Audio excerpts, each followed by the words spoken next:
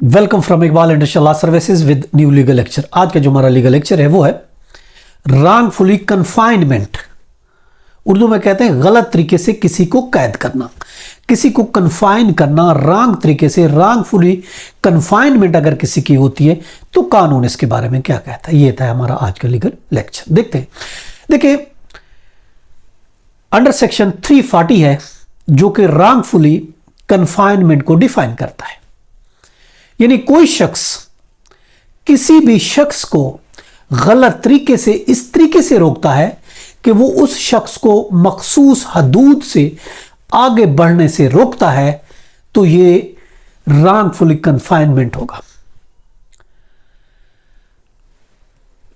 अब इस सेक्शन 342 को अगर देखते हैं, सेक्शन 342 में इसकी सजा दी गई है। यानी 340 में रॉन्गफुली कन्फाइन करता है अगर कोई शख्स किसी भी शख्स को गलत तरीके से रोकता है कि इसको मखसूस हद से आगे ना जाए, तो ये रॉन्गफुली कन्फाइनमेंट होगी। 342 सेक्शन पाकिस्तान पेनल कोड, इसमें सजा है 1 साल सजा है, 3000 जुर्माना या दोनों सजाएं एक साथ दी जा सकती। अब अगर 343 को देखते हैं, ये अब जो डिटेल हम पढ़े सारी रॉन्गफुली कन्फाइनमेंट है। अगर सेक्शन 343 को देखते हैं, वो ये कहता है रॉन्गफुली कन्फाइनमेंट फॉर 3 और मोर डेज। अगर किसी को 3 या 3 से ज्यादा दिन तक किसी को गलत तरीके से कैद में अगर कोई रखता है तो उसकी सजा 2 साल और जुर्माना भी मौजूद है उसमें। अब सेक्शन 344 वो भी रॉन्गफुली कन्फाइनमेंट है, लेकिन 10 दिन या उससे ज्यादा। लेकिन अगर किसी को as per section 344 Pakistan panel code किसी को रॉन्गफुली कन्फाइन करते, गलत तरीके से कोई कैद करके रखता है 10 दिन या उससे ज्यादा, उस सूरत में उसकी सजा 3 साल है और साथ जुर्माना भी है। अब इसी तरीके से अगर 346 को देखते हैं, रॉन्गफुली कन्फाइनमेंट इन सीक्रेट।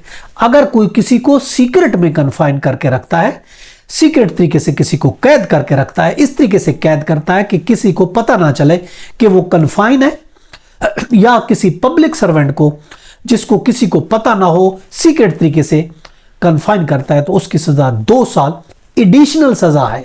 यानी जो आम सजा होगी उससे एक्स्ट्रा 2 साल उसको सजा दी जाएगी। यानी अगर उसकी 10 दिनों से रखा है तो 3 साल वो सजा थी, 2 ये ऐड हो जाएगी, 5 साल हो जाएगी। लेकिन अगर 3 दिन रखा है तो 2 साल उसकी थी, तो 2 साल ये 4 साल बन जाएगी।